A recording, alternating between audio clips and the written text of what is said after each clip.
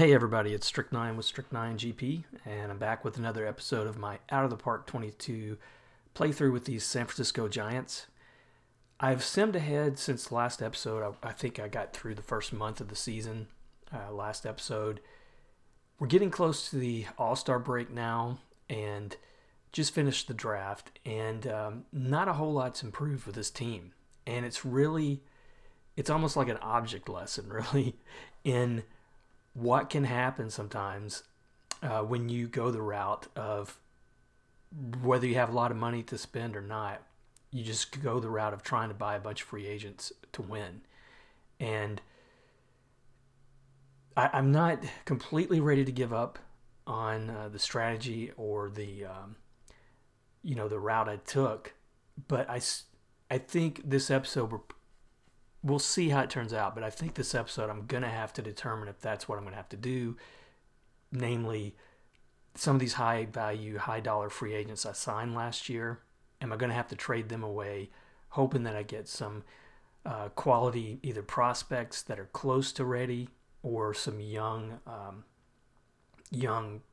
starters in the league already that are playing and producing, because the way it's going now, I don't think we're going to turn this team around with the lineup pitching staff that we have unless a lot of things start falling into place and they start playing better. But I'm at the manager screen, the manager home screen right now. I'll start here. This is one of the things that I like to keep an eye on, the team position rankings.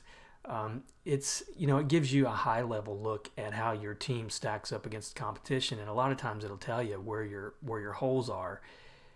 There are some positives here and there are some negatives. I think one positive is Joey Bart is starting to develop, at least from a ratings perspective, into a good, productive offensive player. He's already got solid defensive ratings. He's a great personality. He's a captain personality type. Those are really key on a team to get. And if this turns out to be the numbers he puts up for the season, I think it's strong enough. For a starter, about 3.5 wins above replacement, for instance. We'll see how his fielding stacks up against the rest of the catchers in the league, but I would think it's probably going to be good. So that's a positive. I mentioned before Miyazaki. He is an international free agent. I had a comment about him that I wanted to just hit on for a moment.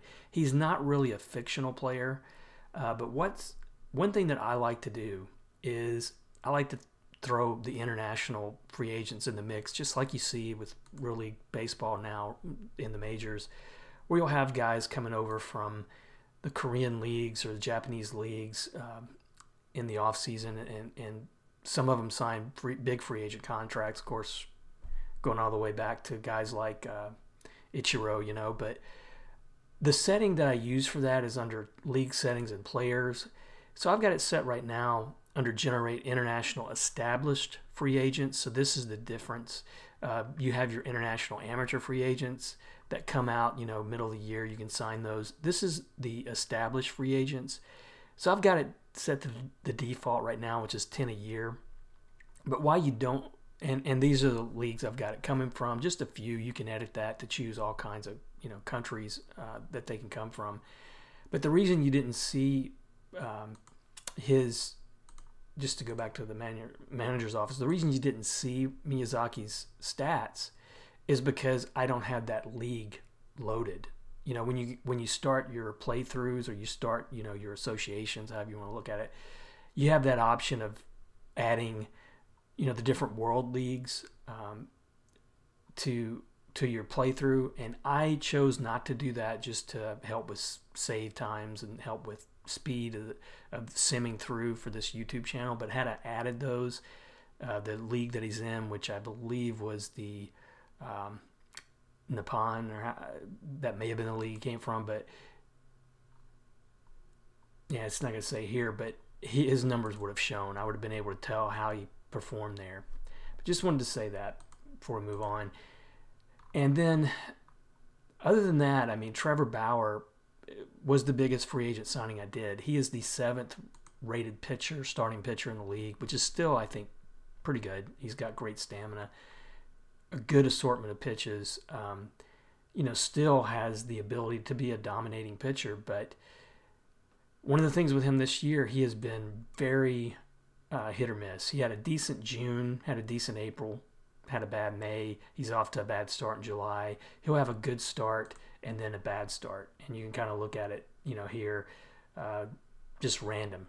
April 30th, 7 2/3 innings, 1 run. The next outing, 5 innings, 5 runs. The next outing, 7 innings, 1 run, 0 earned runs. The next outing, 3 innings, 5 runs. That's been the story for him all year. And so he hasn't put up a consistent run yet, but I still think he's able to do that.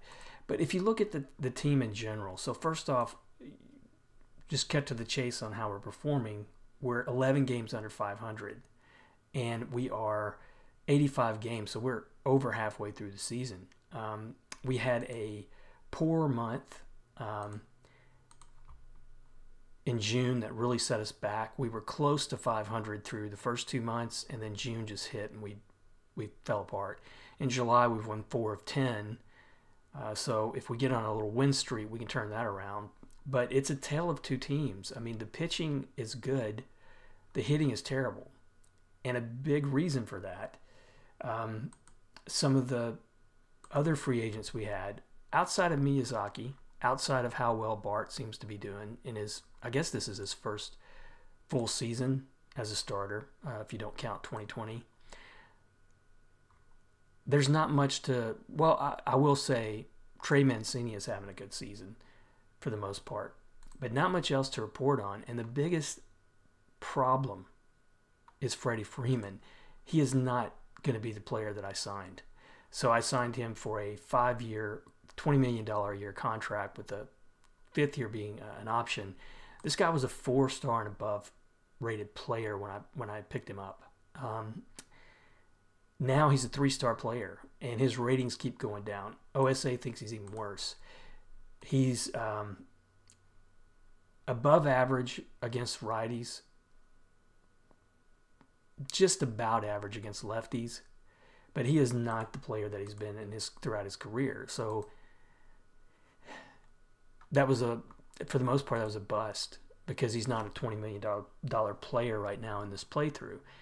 The good thing, I mean, if you saw last episode, he started off really cold, had a tough month of April, had a tough month of May, but he did have a really productive month in June. 305 average, 910 ops, 5 homers, 17 RBIs. So I think he was starting to turn it around. July, he's off to a colder start, but I'm hoping that he can, at least the average is up there a little bit better. So maybe he's starting to hit. But the offense is a problem. Looking at the lineup in general, I'm using Flores a lot against lefties and against the DH, and he's been okay. He's positive and wins above replacement and ops plus, but not a lot of power from him. So he hasn't been that great. I mean, offensively, LaStella and Mancini are probably the 2 best players. LaStella currently just a minor injury. He's been pretty good, but you go the rest of this team. Dickerson's struggling. Miyazaki, though, I like his upside. He hasn't really developed good enough to be a regular starter both sides of the plate. And I do like his speed and defense, but there's not much to really feel good about with this team. We have an injury too, not that it's really going to impact our offense. Andrelton Simmons has now been out for, since midway through June, and we really miss his defense. I think that's hurting our pitching staff. But this team is not really in a good spot right now, and there's not a whole lot of upside. We're struggling, even though that pitching, going back to the team stacks, even though we're top 10 in almost every category except strikeouts, the bullpen still scares me. We don't have a true closer. I think I put Rogers in there just because I don't really have anybody else to go with, and he's been adequate, but he's not somebody that you want really as your shutdown type closer. And Elledge, and he got off to a cold start too. He was a guy I was mentioning being like kind of a tandem closer situation. I don't know if I look at the pitching stats on him, go to view and expanded. I think you have to go to expanded too. He's had 3 save opportunities and he's blown them all. So that's kind of where we've been. I feel like it's not maybe too early to throw in the towel, but we're going to have to. I think we're going to have to really wind up making some trades somewhere along the line if this keeps going south, because we're going to need some more money in the next off season. And we're in a decent spot, but we're not going to have the money that we need. In terms of the rest of the pitching staff, Sonny Gray has been really hard luck. He's 2-8. His numbers in some respects are okay. They're not what you expect from him, but his whip is really high for him. And if I look at FIP on him, it's about where it's at, where his ERA is, 4.24 to 4.22. So he's not really pitching that well. And I'd hope that he would pitch to his ratings and not to his statistics. And it looks like if you look at what he did last year at Cincinnati, he's pitching to those stats. He's not really pitching to the ratings that you would expect. The numbers don't match the ratings the way you'd expect. I guess one positive is maybe Sheffield, who I usually have a lot of luck with these kind of pitchers in that fifth spot in the rotation. He's got 3 above average pitches and good stamina, and he's performed on pace for 17 wins. You're just not gonna, when you break down his numbers, he's not having a dominant type season to justify 17 wins, but he's given us the outings that we need from him. So it's not turning out the way I thought. I thought we would be competitive right out of the gate. That didn't happen, and a lot of it had to do with the fact that Gray and Bauer haven't been the pitchers I thought they should be. Bauer at times has, but he's been inconsistent. And then Syndergaard, if you remember from last episode, he missed most of the month of April, on injury. Since he's been back, he's pitched for the most part pretty well. So that's been the big thing on the pitching. And then the fact that I went into the season knowing that the bullpen was thin, but I just hope to ride it out, and I'm not going to be able to ride it out. And then on the lineup side, just not having Freeman anchoring the middle of that lineup like I had hoped that he would, it's really hurting us. So I want to look at the draft, and then what I'm going to do is we'll go through, play a few weeks ahead, and see how we do. If we get on a winning streak, I may ride it out, because I would like to have Syndergaard, Bauer. I'd like to have these guys back, but if we're just going to lose with them in that rotation, we may have to let them go. So I wanted to look at the draft, even though it's not going to be that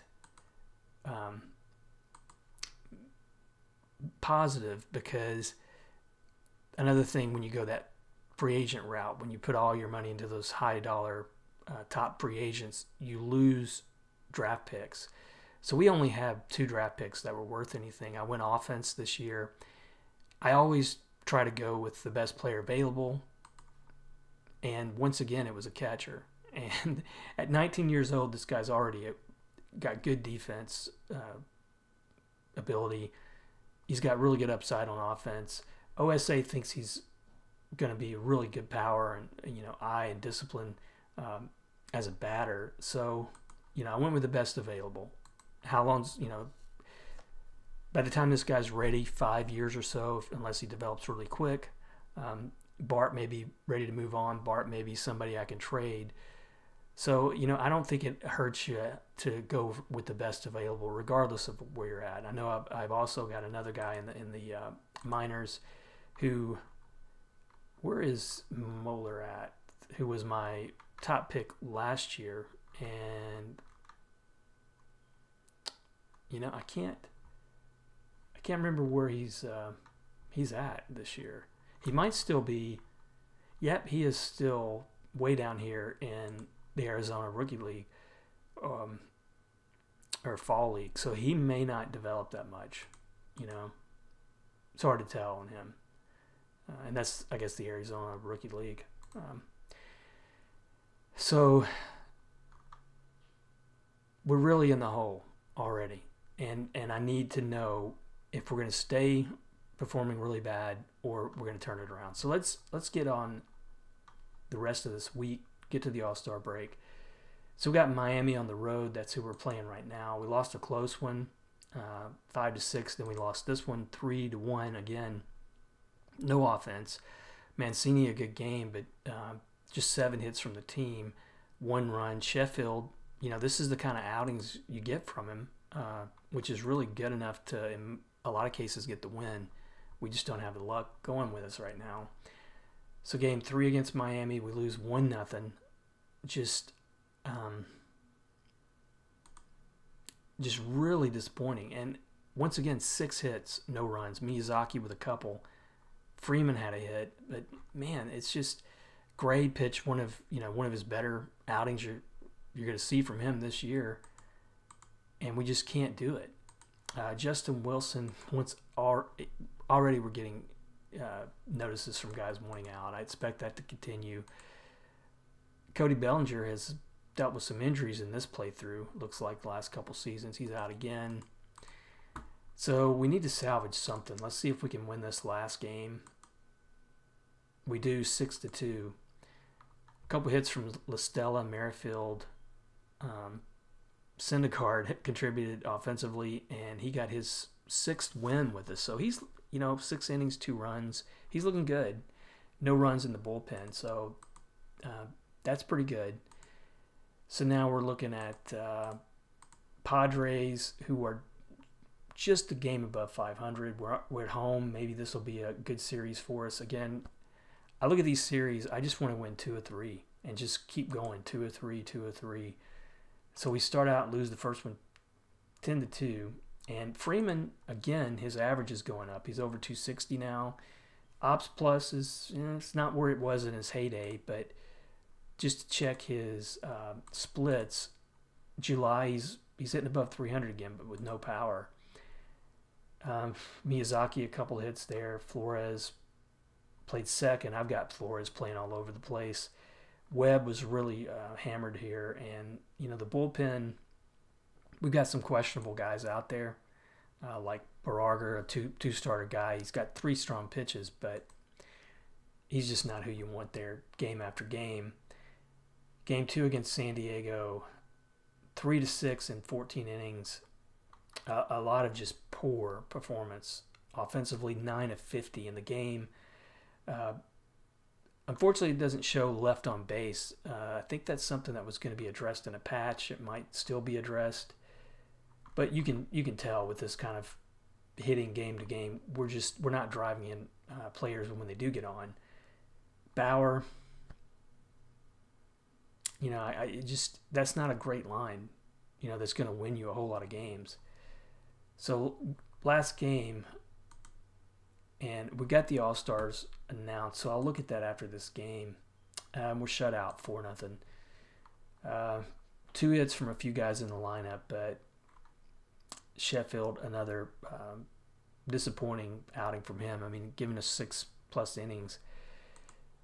So let's take a look at how the All-Stars look, and I'll primarily look at the National League. Now I've got it set that every team has to, it's like kind of like old school setting, every team has to send somebody. So we've got a couple. Mancini, I think it's deserved from him. I mean, he's a 5+ on a 5+ wins above replacement pace. I don't know what to do about him as far as signing him because he's already, he's in that,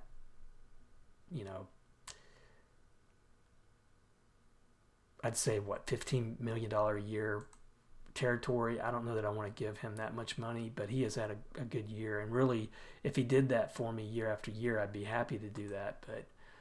But after him, the only other player we had Jimmy Sherfy, a 2-star reliever whose numbers really don't show, I think, what his ratings are. And then prospects, what do we got? We got Ben Abram, a starting pitcher at San Jose. We got Freddy Paulino, who's in the Dominican League right now. I don't know why he's there. Looks like OSA thinks he's got some potential. Luciano, the best prospect I have, but I really wish he could get his defensive play up a little bit. And then Matos. So we've got, good representatives there. Patrick Bailey, a catcher at AA. We've got some good representatives in the prospect side of it. Last time we looked at that, and it comes out like a couple times a year the way I've got it set up. So in the spring, we were this number 2 team in terms of minor league prospects report, top 100 report. But don't know how long that's going to last. So we got a player here down at the Arizona League who was a 21st round pick, but he's player of the week and down there. And then Guerrero Jr., Kevin Newman, players of the week in the American and National League. Power rankings were all the way down to 27th. So we're 15 games below 500. So we had a rough week there. And Nolan Jones from Cleveland wins the home run title. Home run derby. Albies MVP of the All-Star even though we lost 5-4 to the American League. I'm wondering if Mancini got a chance to hit here. No, that's American League side. He did come in, pinch hitter, and struck out. Sherfy didn't get a chance to pitch. And then in the San Jose Class A All-Star game, Matos was player of the game. This guy's ratings look really good. I think he was maybe an international free agent signing that was there when I took over the team. So now we're going to go on the road to Colorado.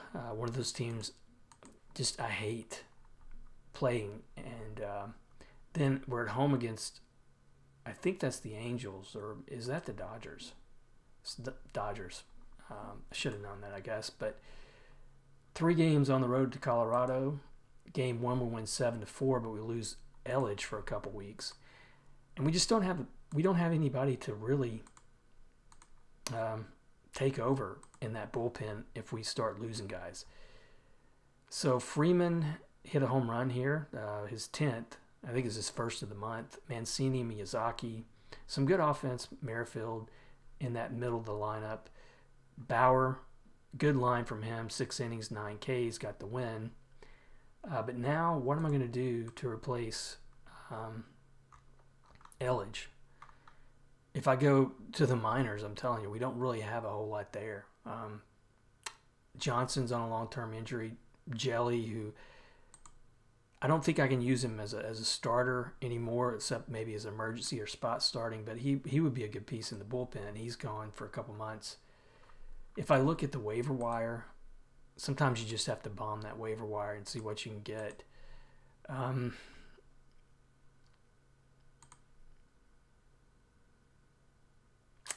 Tyler Matsik, I like his stuff and his pitches. I think he could probably be a setup guy, but man, you'd have to deal with some control issues from him.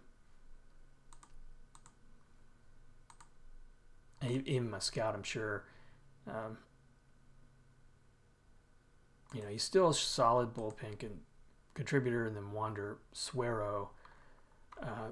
Nothing there excites me about him, but you know what? I might try to claim this guy. If I look at what he's done in the majors, he's had a couple good seasons, including this one. If you throw out those walks, just hope he can get around him.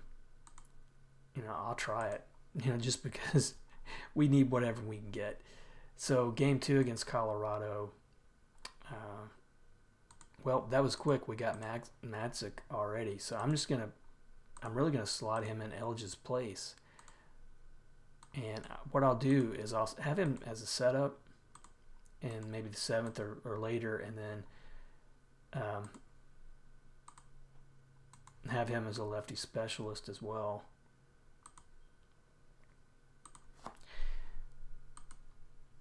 So game 2, we squeaked by 5-4. Merrifield 3 hits, good game from him. Freeman drove in a couple. Miyazaki, who's really starting to hit, I noticed.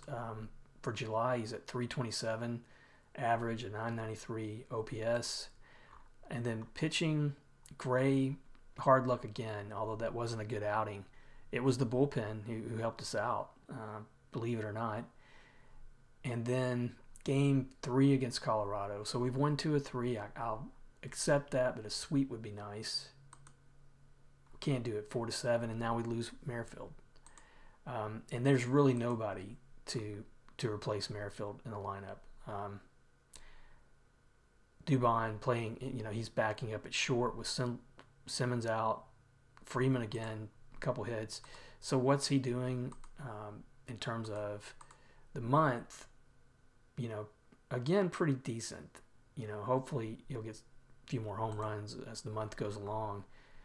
Syndergaard rocked a little bit here. Barrager, a guy who needs to be really replaced in that bullpen. So if I lose, let me take care of this roster thing here with Merrifield. And I hate to lose Merrifield because he's been really productive when you consider the kind of player he is all the way around. I mean, he plays several positions, but that's a long time to have him gone. And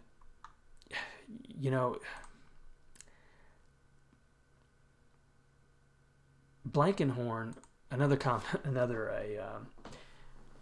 viewer commented on him. I do not understand why this guy is not being a better player. I mean, he's almost to the point where I need to bench him. His ratings, he should be hitting 300 or above with some power. Those ratings are good enough when you consider his defense at a couple positions. Man, they're good enough to start. But, wow, that performance. 468 OPS, 29 ops plus. That's terrible. And if I had a better option, he would have already been benched. So I'm just, I'm scanning everything right now. I mean, we've got Adam Frazier, who could probably be adequate at second. But, I don't want to put a whole lot of money into somebody just because a player's going to be out for a month. And we're not really in a position right now where it matters too much because we're not competitive. It might be even a chance to go, far down and maybe Double-A if we got any kind of prospects and give him a chance. There's Tyler Fitzgerald. He's a shortstop, but he's not ready. Not ready. Hunter Bishop. I like the way he's performing. He's another guy who might have a chance at developing into a starter. Whew. I mean, this is really a tough spot again. I don't have anybody on injury that's going to come up and replace him. There's nobody out there on the waiver wire that can help us out. Let me advance another day if it'll let me. And Simmons suffers a setback, so he's not going to be available. That would have helped out. Players of the week, Rutschman, Miyazaki. How about that? That's something to feel good about. Power rankings, we're still hovering down there towards the bottom. So now, checking the waiver wire again, and I'm still these same guys. So, in terms of who I've got now, is Flores good? Man, I just don't think Flores is good enough defensively to throw in there at second.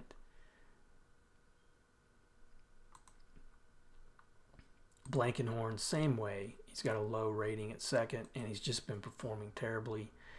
Slater I can put in there at second. He's adequate, and then hope that he performs better. I hope he performs like he did last year when he was a starter. So that's what I'll do. And then I'm going to have to figure out, you know, who's going to replace Slater in the lineup, backing up. But you know, let's look at some of these outfielders we got in the minors.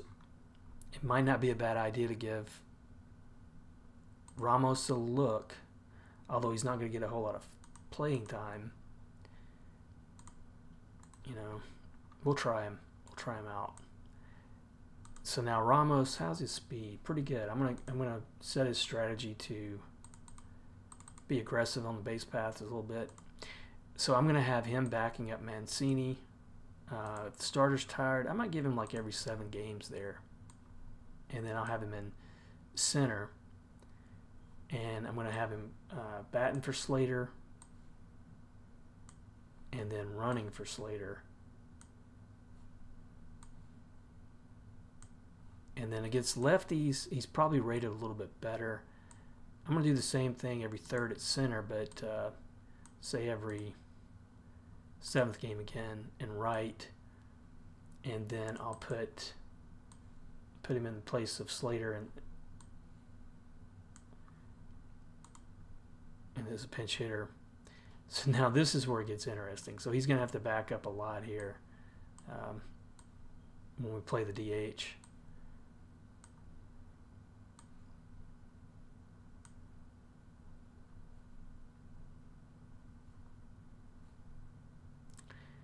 And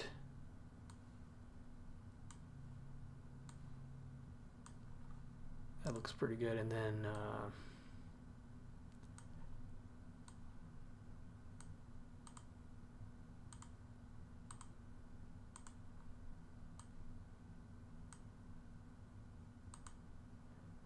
give him some time down there. Then Blankenhorn's going to have to play second. In reserve, and then Ramos will be for Slater, and that should do it. So let's finish out this Los Angeles series, and then we're going to start looking at what we got for trades. So we lose the first one 2-1. Stella a couple hits, that's all. And Ramos, his first major league hit. Webb looks like he was injured. No surprise. Why not at this point? And Game 2, 8-7. So he's going to be on Sheffield's injured again. You know, why not? A few guys here with a couple hits. Blankenhorn even drove in a couple. 3 hits from Dubose. Sheffield looked good. I'm hoping that's not a big injury, but Rogers blew the save. Luckily, we recovered. And then Game 3 against Los Angeles, but Logan Webb's day-to-day. I'm going to ride it out because I don't have anybody to... we'll see. Sometimes you ride it out and it develops further. We lose Game 3, 3-1. Freeman, 1 for 2, drove in a run. Bauer, 6 innings, just 1 earned run, but ERA down now below 4, and now Game 4 will win in extra innings. Sheffield, unfortunately, that's going to be a long-term injury.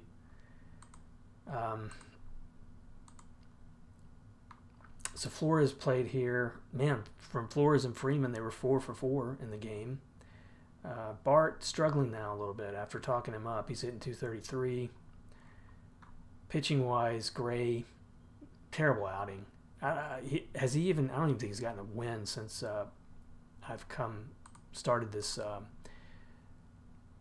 this episode. So we're out without Sheffield. Somebody did pick up Kelly off the free agency. He was still hanging around. So now pitching, if I look at the waiver wire just for the heck of it, I mean, there's not really any starters there, I would think. Archie Bradley's out there, but he's really not looking as good as he has in the past.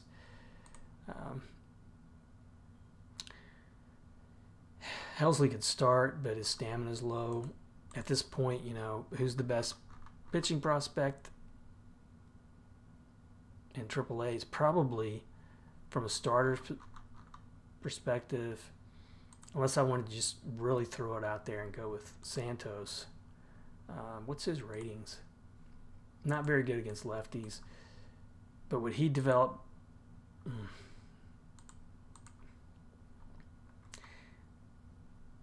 I'll try back and just see if he holds us together until Sheffield's back.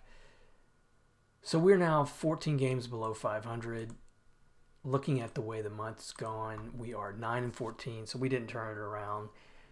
We're struggling offensively still. Probably got even worse.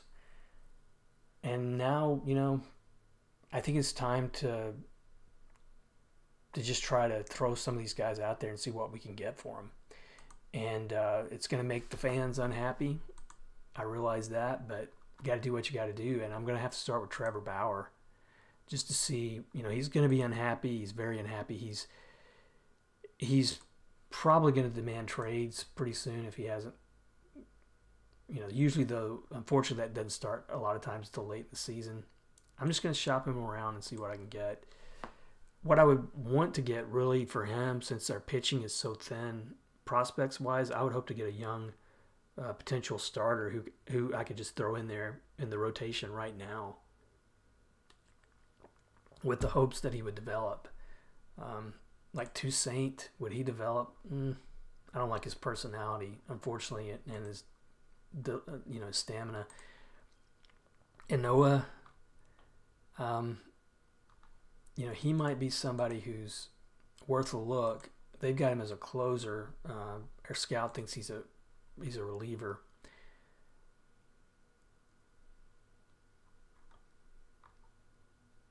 Contreras, if I really needed catching, I know that I'm going to need offense, but unless it's just a huge player, I don't really want to lose Bauer for something that's not going to help us short term. Logan Allen, hey, he's 2.5 stars is probably his ceiling the way it looks. Griffin Canning,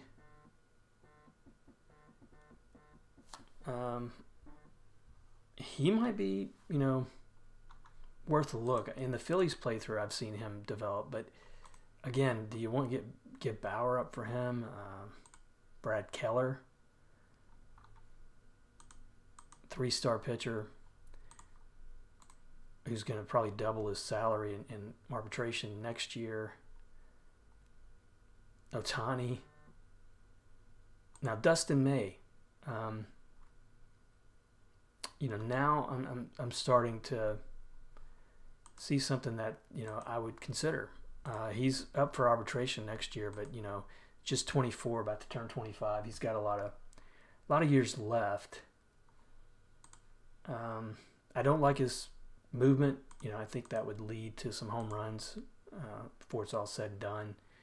Like, what is his pace? Just 1 every 9 innings. Whether he would keep that pace or not, I don't know. They're saying he should be a closer. My scout is, they're wanting him to be a closer, and I would need him to be a starter, and I think he could be with those ratings. They've got him spot starting for the Dodgers, mostly in relief though, last couple seasons. So he would be a possibility. Lance McCullers Jr., no.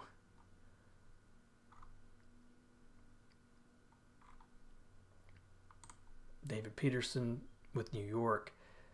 Wasn't he a former first rounder? Yeah, he was a first rounder way back in 2017.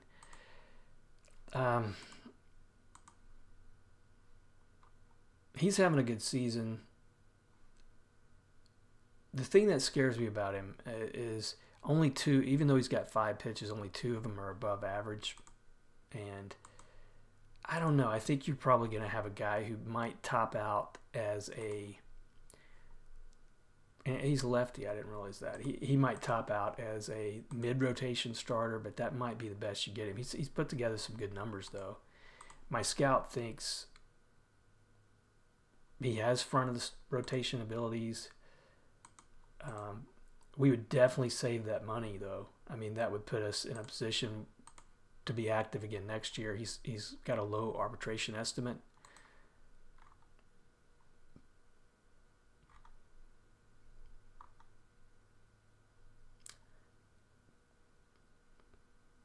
And I'm not really seeing the kind of offensive players that I would want to lose Bauer for either. So to me, it comes down to May or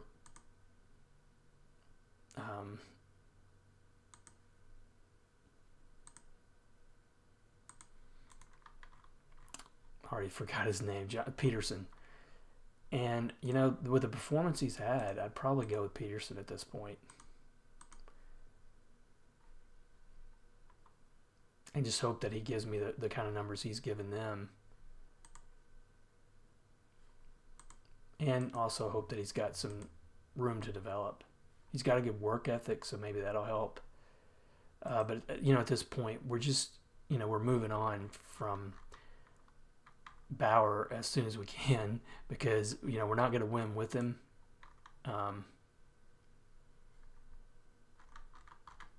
You know, that might be a possibility. I'm not going to pull the trigger, though, right just yet. Sonny Gray, he's not hurting us because he's got a team option. So, you know, I can move on from him pretty easily. Syndergaard, however, is also going to have, I think, you know, his contract's not that bad, but he's got some upside as well. And I'm seeing, you know, honestly, I'm seeing a lot of good things from him, both right off the bat. A Gallon, you know, the kind of player that I'm talking about, Tristan McKenzie, maybe, but the kind of player I'm talking about where they can come in, start right away, and then hopefully develop. Josh Naylor, even though I don't like his personality. So that's where I'm at. I mean, I'm ready to trade these two guys off and start building for next year. It's just a matter of who I'm going to trade for. And, you know, if I saw a good offensive player here that I need to fill, we're locked in at first, I think, with Freeman. But Profar, is he good enough? For instance, I don't know. I don't like his injury ratings, but there's some guys here offensively that would be worth a look, probably for Syndergaard. But that's what I'm gonna work on offline. It's just it's not gonna happen, I don't think, with that strategy of throwing money out there. Not this year anyway.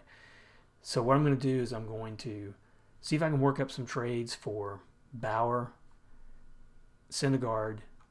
I'm hoping to get some young starting pitchers. That's where I want to go. And then that way I won't be too in trouble next year because we're not going to have the starters coming up from our minors either. But as always, thanks for watching. I appreciate the support, and I will see you next episode.